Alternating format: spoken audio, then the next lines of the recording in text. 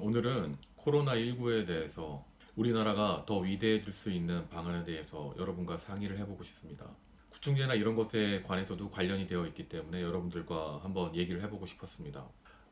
우선 그 코로나19 바이러스에 대해서 우리나라가 굉장히 위대하고 선진국들은 바보다라고 생각하시는 분들 계실 텐데요. 실질적으로 선진국들은 그렇게 바보가 아닙니다. 선진국들이 왜 이런 실책을 했는지에 대해서 잘 생각을 해보게 되면 우선은 이 코로나19에 대해서 일반적인 바이러스 방식을 생각한 경우가 많았습니다. 아시다시피 스웨덴이나 영국 같은 경우는 전 국민 자연 간염을 통해서 이걸 극복하겠다라고 얘기했던 거 기억나실지 모르겠습니다. 이런 식으로 서구에서는 그냥 일반적인 감기겠거니 이렇게 하면 넘어가겠거니 생각을 했던 겁니다. 왜 이런 일이 일어났을까요? 사스나 메르스 같은 경우에는 치사율이 꽤 높았습니다. 무슨 말이냐면 그걸 걸린 사람들이 다른 사람들에게 전파하기 전에 많이 아팠고 빨리 죽었습니다. 그래서 전파력이 낮았죠. 신종플루 같은 경우에는 사람이 많이 죽지 않았습니다. 그래서 가지고 있는 상태 내에서 건강이 이상함을 느끼지 못했고 많은 사람들을 전파를 시켰죠. 원래 이런 것이 바이러스의 기본적인 특징입니다. 이번 코로나19 같은 경우에는 마치 어떠한 그 의도를 갖고 만든 것처럼 딱 그런 모든 것들이 중간인 겁니다. 아주 낮지 않은 사망률, 꽤 오래가는 그 잠복률. 그래서 많은 사람한테 옮기는데 또 많이 죽기도 하는 겁니다. 일반적으로 있었던 방식에 대해서 대처한 나라들이 문제가 있었던 거죠. 2018년도에 JP 모건이 이런 전망을 냈습니다. 2020년 금융위기가 올 수 있다. 그러면 미국을 대표하는 시장 지수인 다우 지수와 나스닥 지수에서 주가가 20% 이상 떨어질 거고 회사채 수익률은 1.15% 이상 치솟을 것이고 그리고 국제 유가는 35% 이상 떨어지고 비금속 가격 29% 이상 하락할 것이라고 봤습니다. 그리고 신흥국 주가는 48%, 그 다음에 신흥국 통화 가치는 14.4%. IMF 위기처럼 신흥국과 선진국 간의 괴리가 커지고 대공황 수준의 경기 침체가 전 세계를 덮을 것이라고 2018년도에 2020년 전망을 이렇게 냈습니다. 여기에 코로나 바이러스 하나만 넣으면 완벽한 현재 발표 내용이랑 똑같습니다. 2018년도에 전망을 이렇게 냈다는 것은 그것에 맞춰서 준비를 했다는 겁니다. 전망은 준비를 하기 위해서 필요한 거니까요. 그러면 이런 위기가 닥칠 거라고 예상했을 때 가장 먼저 하는 게 뭘까요? 현금 확보입니다. 현금을 확보하고 있었을 가능성이 굉장히 높죠. 코로나 사태가 일어나기 시작했을 때 가격 주가가 떨어질 거라고는 누구나 예상할 수 있는 부분이니까요. 바로 공매도를 치는 겁니다. 공매도는 주가가 떨어졌을 거에 돈을 버는 거거든요. 월가에 수많은 분들이 그렇게 했지만 꽤 유명한 사람으로서는 빌 에크먼이라고 하는 투자가가 있습니다. 공매도를 통해서 300억을 투자해서 무려 3조 원을 벌었습니다. 한 달 동안에. 이 사람은 미국 전체를 한 달간 그 실업급여를 주면서 그냥 닫아버리자는 얘기를 합니다. 이 사람은 주가가 떨어지는 걸 통해서 3조를 벌었고 그 3조를 다시 바닥으로 떨어진 주식을 샀습니다. 그리고 다시 올라갔을 때 또 한 100배를 벌겠죠. 자본가들 그분들이 돈을 버는 거에서 제가 뭐라고 말씀드리는 거 아닙니다.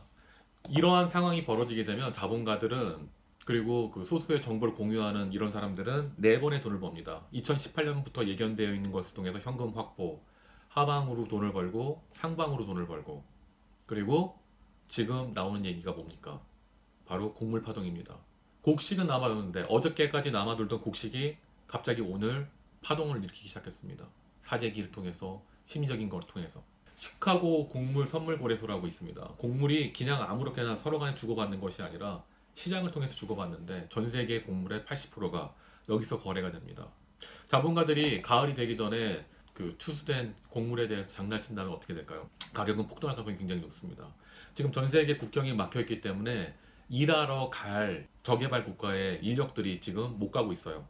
그래서 30% 이상 곡물이 지금 재배가 되지 않고 그런 상태 내에서 불안감까지 더해졌기 때문에 가격 폭등은 눈에 보이는 거죠. 그거에 대해서 한번 또 돈을 벌 수 있습니다. 그리고 또 뭐가 있을까요? 전 세계 못 사는 나라에서 곡물 때문에 굉장히 큰 빚을 질 가능성이 높고요. 그 빚에 대한 상환 조건으로 광물이나 이런 그 물질을 담보로 해서 빌려줄 가능성이 굉장히 높습니다. 그러면 경기가 나아질 때 또 그것 때문에 또 돈을 벌죠. 지금 나라가 힘들 때 그나마 여력이 있는 나라들은 돈을 찍어내고 있습니다. 우리나라 지금 돈을 찍어서 국민들한테 나눠주려고 하고 있죠. 미국, 유럽 다 그렇습니다. 나라가 돈을 찍어서 국민들을 먹여 살릴 수 있으면 어느 나라가 그렇게 안 하겠습니까? 나라가 돈을 찍어서 국민들한테 줄 때마다 나라는 빚을 지우고 가난해질 수 있는데 몇몇 개인들은 나라보다 더 많은 이익을 벌고 있고 그것을 통해서 더 많은 그 부의 독점 그리고 곡물 가격의 폭등 나라가 엄청난 빚을 지어서 만든 그 돈으로 국민들한테 나눠줄 수도 있지만 지금 어디에 돈을 쓰게 될까요? 첫 번째로는 곡물을 사는데 돈을 쓸 가능성이 굉장히 높습니다. 두 번째로는 백신입니다. 65억 인구라고 많이 하죠. 그 중에 절반 정도는 돈을 주고 백신을 살 거고 그 중에 절반 정도는 무상으로 나눠줄 가능성이 높지만 백신의 가격은 만만치 않을 겁니다. 그러면 굉장히 많은 돈을 찍어내서 백신을 사고 곡물을 사는데 많이 허비해서 나라는 굉장히 가난해질 겁니다. 장사를 하는 물건을 사는 게 아니라 일반적으로 돈을 쓴 거니까요. 또 그 부는 또 특정한 곳으로 모이게 될 겁니다. 이런 상태 내에서 이 코로나 바이러스라고 하는 것이 이번만 특별하게 나타난 게 아니라 또 다른 변종이 생겨서 나타날 가능성이 높습니다. 또 다른 문제는 뭐냐면 재발한다는 겁니다. 양성가에서 음성으로 치료가 됐다라고 하시는 분들 중에서 증상은 없는데 양성 반응을 나타내시는 분들이 있다는 것이 계속 뉴스에 나오고 있습니다. 예전에 미국에서 에볼라 바이러스가 조금 유행했을 때 그때 에볼라 바이러스 치료를 받았던 분도 6개월 뒤에 다시 양성 반응이 나왔다라고 하는 기사가 있습니다. 바이러스라고 하는 것의 특성상 자신이 들어가 있는 그 숙주의 몸이 건강할 때는 마치 무생물처럼 숨어 있을 수가 있기 때문에 이러한 일들이 있을 가능성이 되게 높다는 거죠. 이런 부분들에 대해서 단지 백신이 나올 때까지 기다리는 것보다 백신에 대해서는 이미 백신이 완료가 됐다라는 기사도 나와 있지만 오늘 뉴스에 따르면 1, 2년 내에는 백신이 개발될 가능성이 없다라는 기사도 나왔습니다. 전문가의 사이에서도 얘기가 분분한데요. 굉장히 시간이 오래 걸릴 거고 그만큼 비용이 많이 들 거고 그 사이에 여름, 가을을 통해서 바이러스가 잠잠해지게 된다면 백신을 개발하는 이유가 또 사라질 거고 연구할 시간도 줄어들 거라는 얘기입니다. 그러면 내년에 또 코로나 바이러스가 유행하지 않는다고 한다면 또 흐지부지 될 수 있는 거고요. 날씨가 추워지게 됐을 때 코로나를 보유하고 있던 분들이 다시 양성이 돼서 퍼뜨리기 시작하게 된다면 지금처럼 추적조사라고 하는 것은 불가능합니다. 자, 그렇다면 우리는 무엇을 해야 될까요? 트럼프 대통령이 기적의 치료제라고 게임 체인저라고 얘기했던 클로로킨이라고 하는 약이 있습니다. 클로로킨이 잘 알다시피 말라리아 약인데요. 말라리아에 대해서 많은 분들이 그냥 균이라든지 모기가 옮기니까요. 이렇게 생각하시는 분들이 있습니다. 말라리아는 기생충이고요. 네, 클로로킨은 기생충 약입니다. 제가 늘 말씀드린 것처럼 기생충 약이 엄청나기 때문이라는 얘기를 말씀드리려고 하는 게 아닙니다. 기생충 약은 기본적으로 우리 인체 말고 그 밖의 이물질에 대해서 강력한 어떠한 반응들을 보여서 없애는 반응을 합니다. 대표적인 게 기생충, 균, 바이러스 이런 부분들에 대해서 어떤 식으로든 조금씩 다 영향을 끼친다는 것은 잘 알려진 사실입니다. 클로로킨, 특히 하이드로클로로킨이랑 그 다음에 아스트로마이신, 그 다음에 아연을 통해서 미국에 있는 그 한 의사가 굉장히 많은 환자들을 치료했다라고 뉴욕타임즈의 4월 2일자 기사에 나와 있습니다.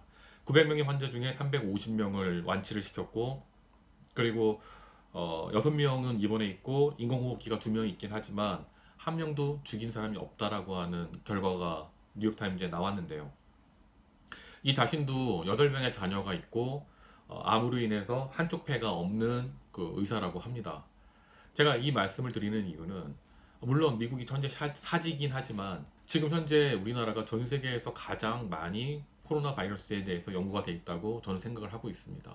근데 현재 전쟁터인 그 미국의 한가운데서 환자를 치료하면서 큰 성과를 이뤄내고 있는 이분이 어떤 식으로 치료하는지에 대해서 직접적으로 가서 최소한 1주, 2주 정도를 관찰할 필요가 있다는 겁니다. 단지 그냥 그 서류상이라든지 이렇게 치료했어 라고 하는 것보다 직접 갔을 때 전혀 다른 모습을 볼 수가 있거든요. 그것에 현재 우리나라가 치료하고 있는 여러 모습에 대해서 응용을 하게 된다라고 한다면 우리나라는 다른 어떤 나라들보다도 훨씬 더 선제적인 치료 방식에 대해서 백신 전 치료 방법에 대해서 우위를 점할 수 있을 거고 많은 나라에 도움이 될 수 있을 겁니다. 왜냐? 이런 치료 방식 그리고 기존에 있었던 그 약들을 통해서 아주 저렴한 치료 방식으로 해서 우선 심리적으로 코로나에 대한 위험 부담에 대해서 사람들을 안정을 시키게 되고 그리고 실제로 전 세계적으로 사람이 다시 움직이기 시작하게 돼서 곡물 가격이 안정이 되고 경제적으로 안정이 되게 된다면 앞으로 생길 수 있는 그런 비극에 대해서 훨씬 더 완화시켜 줄 수 있다는 거죠. 그걸 할 수 있는 유일한 나라가 한국이라는 겁니다. 지금 남미에서는 시체를 처리를 못 해가지고 그냥 길거리에 쌓아놓고 있다고 합니다. 그러면 어떤 문제가 생길까요? 맞습니다. 바로 세균 감염에 의한 역병이 돕니다. 그런 것들이 또 다른 피해를 일어날 수 있고요. 그리고 아시다시피 이러한 일을 못하고 그냥 갇혀있는 그런 저개발 국가의 국민들 같은 경우에는 정말 굶어 죽을 수밖에 없습니다.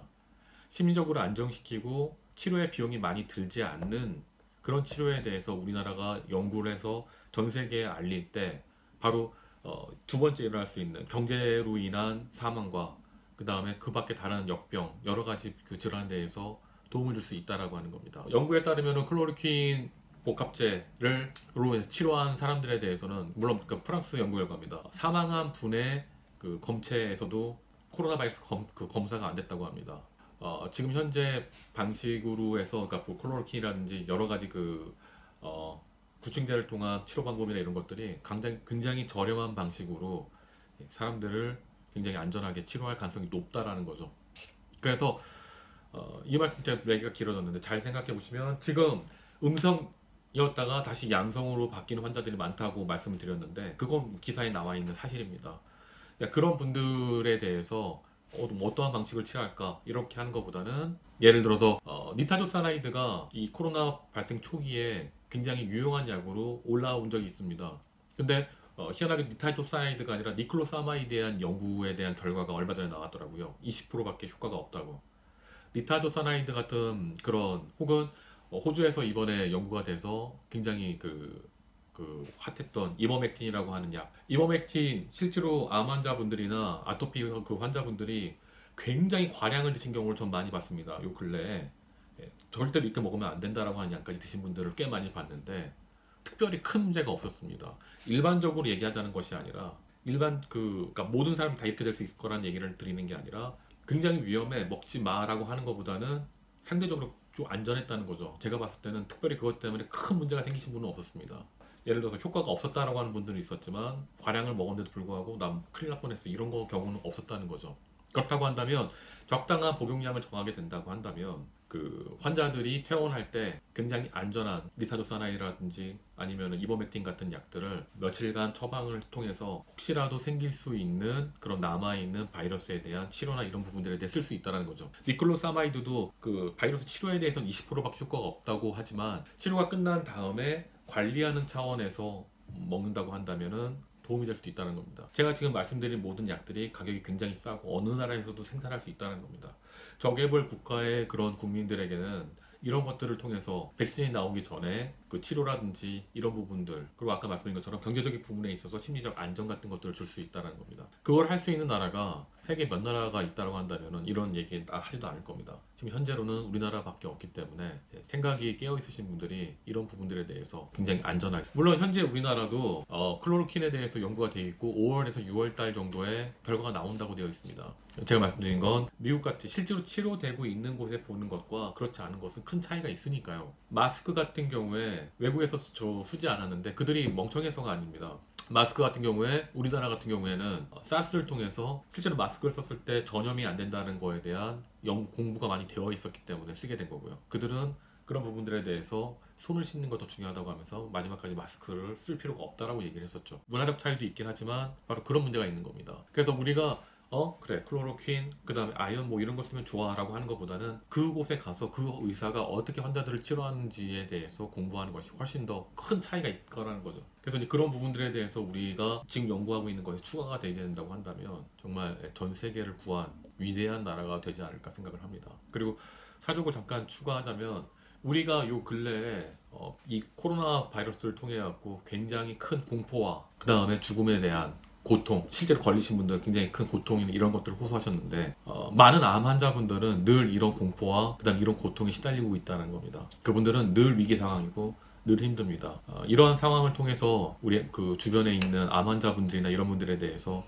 많은 생각을 하게 되는 계기가 됐으면 하는 바람도 첨언을 합니다. 우리 모두 힘을 내서 위대하기 위해서는 현재 우리만 잘해서는 안 된다는 거죠. 그리고 그 다른 나라들을 도와주는 것만이 다시 우리나라가 살 길이라는 것 우리 모두 알고 어느 정도 노력을 했었으면 좋겠습니다. 고맙습니다.